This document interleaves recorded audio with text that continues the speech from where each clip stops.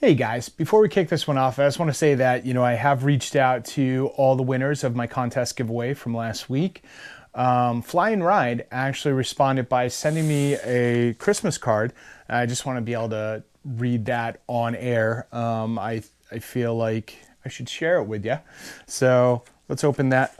Oh, that smells like hot garbage. That smells like if hot garbage was a person and that person died and then just, I don't know, baked in the sun for 3 months and then that's gross. It smells like a child went to Taco Bell for 3 weeks straight and then just one big deuce in a diaper and then threw it in a microwave. It smells bad. Let's try and get through this. All right. Dear Bikes, Beards, and Brews, what's up, dude? First and foremost, sorry about the smell of this card. It is from New Jersey after all. Fair. Gonna have to crack a window. It's in my mouth.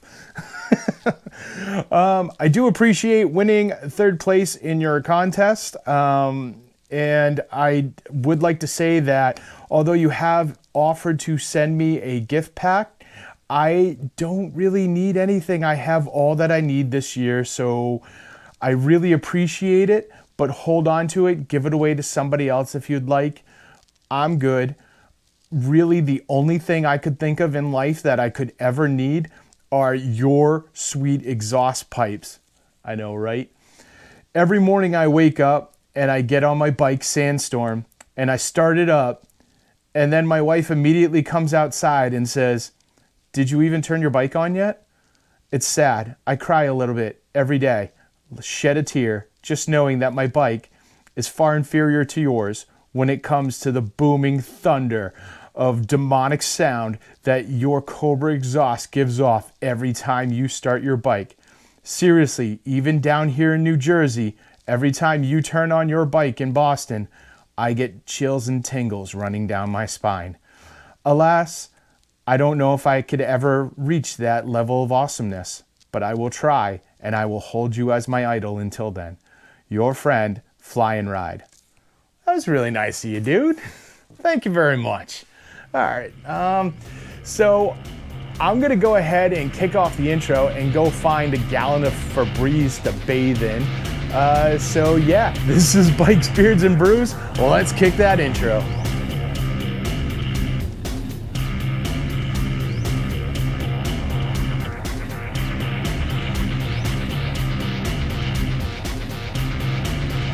Hey guys, welcome back to the channel. Before we kick this one off, make sure you like, comment, subscribe, hit that bell notification. New videos on Mondays, Wednesdays, Fridays. Until it gets too cold, then we'll go down to 2. You've been warned.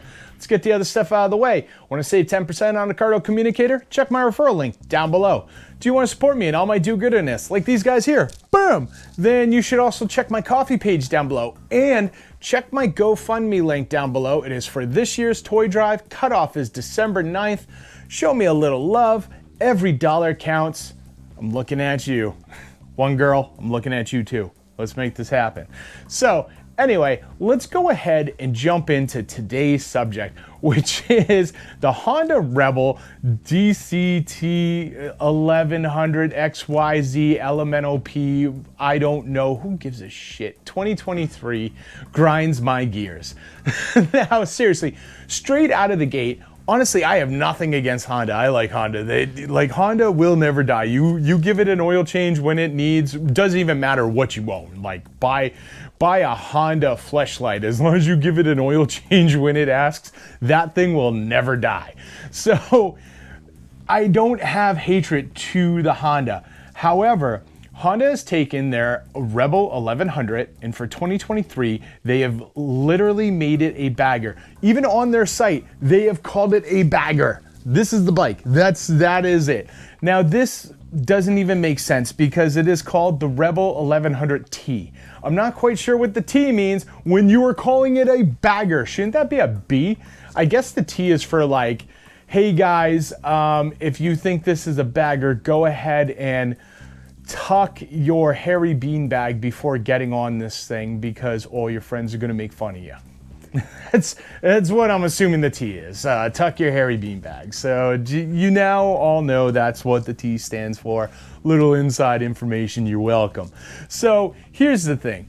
The Honda Rebel, last year they put out the 1100. Not a bad idea, especially for people that learn on the Rebel, which, let's be honest, a lot of people going through these MSF courses learn on a Rebel. So, now you've got the 300, the 500, the 1100. It's a good way to keep people in your sort of like atmosphere and, continuously shopping Honda. I have no issue with that, and quite honestly, some of the upgrades they did on the bike were great. But now they have this bagger that's going on, and this would have been fine if they kind of compensated for the fact that they went to make it a bagger. Instead, it still has mid controls, it still has a 3.6 gallon tank. They did nothing except put a little goofy fairing on it and little tiny saddlebags. Basically, they were like, what would happen if you take a Street Glide and left it in the dryer for too long? That is what this thing looks like. It is just silly looking. And it's a smaller bike, so I don't know where you're like cruising on this, where you're touring on this, because that really is part of the aim of this, is like, hey, you've got yourself a little bagger, now you can go on longer trips. Well, here's the problem with that. It has a 3.6 gallon tank. That includes the 1.1 gallon reserve. So that means it has a 2.5 gallon tank before it starts letting you know what the reserve is. The problem with that is it gets about 37 miles to the gallon, which means around 80 miles every time you go for a ride, you are going to get a low fuel warning. You can't even like go for a tour of your local mall parking lot without needing to go get gas on this thing. Like, what are you thinking, Honda? This is absolutely stupid. If you put like maybe a 5 gallon tank on this, that's fine. You'd still have to be a goddamn circus midget to ride this thing with the mid controls and the fact that it's a smaller bike, and you're expecting people to be comfortable while they go on long rides. I don't know what the hell you were thinking there, but that's, those would have been options.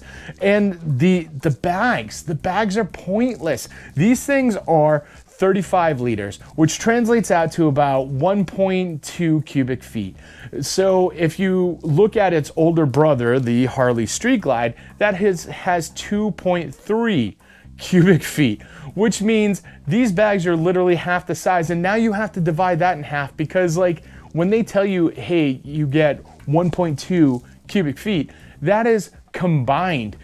So like each of these, I'm not even sure if you can hold a 6-pack in like one of these bags. I guess you could, because honestly, the only people that this is going to attract are the people that suck. Like those people that sit there and try and argue with you at a party that White Claw is a respectable alcohol because of whatever. So, yeah, those little skinny, stupid hard seltzer cans, they're gonna fit perfectly fine in here right next to your purse, guy. So good job. These things are absolutely ridiculous. So this bike out the door comes in around 15K. The MSRP is actually 12K, and then there's destination setup and whatever else. So honestly, about 15K. Now, this is only made worse when you think about the fact that like the Kawasaki Vaquero, out the door you could probably get it for about 19 to 20K. Honestly, you could probably get last year's model brand new, because literally no one buys these things for like the same price as this Honda, except you would have a bigger bike, something that can actually tour, an actual bagger, and let's be honest, like your self-respect was already gone when you were looking at a Honda Rebel to be your bagger. So you don't have to worry about that when pulling up to your friends with their Harleys and Indians going, look, I have a bagger too. Like, so look at the Vaquero if you're actually trying to get a cheap bagger. This is just silly. And I don't get it again with those mid controls. So this bike, you're kind of scrunched up to begin with. So now they're like, hey, you should go really far distances with this bike. We're not gonna put forward controls on it, but you should still drive really far, which I guess is okay, because let's be honest, after about 80 miles, you're gonna be like, fuck, I wish I could stretch my goddamn legs out. And you know, good on you, because at that point you're out of gas, so you're gonna have to pull over anyway. Honda, what are you thinking? Like, you guys, again, with like this day drinking, I don't know I feel like these companies are just like, they look at each other. Like, Honda was probably sitting there looking over at the Yamaha Niken and going, oh, that is a stupid bike. That thing is so dumb. I don't think anyone could do anything stupider than that. And then like one of the Honda designers who was day drinking was like, hold my beer, brah. Sorry, hold my White Claw, brah. And he went to work on just adding a fairing and little tiny saddlebags to this bike and then calling it a bagger. What the hell? Just because you put little tiny Polly Pocket like things, clamshells on the side of your bike does not make it a bagger. Like, the glove box in my car is bigger than these saddlebags. That is not a bagger. What are you guys doing? Seriously, Honda, you are on notice. You grind my gears. Knock it off. Hey guys, I hope you enjoyed that one. Once again, my toy drive is going on right now. There's a GoFundMe link down below. I'll pop a link right here to the actual video for the kickoff in case you missed it. Because, well, let's be honest, anytime I do the toy drive, those are my least watched videos. But I do it because I care. So yeah, you should definitely check that out. Check out the GoFundMe. Even if you have $1, if you can throw it my way, it would be much appreciated. Everything, 100% of the proceeds is going to buying toys and delivering them to kids in need. So that's what I got for you. Make sure you like, comment, subscribe, share this video with friends, share it with family, share it with that 166 dork you know who drinks White Claws and he's like, dude, I'm buying a bagger next year. He loves this stuff, trust me. And I'll see you all on the flip side.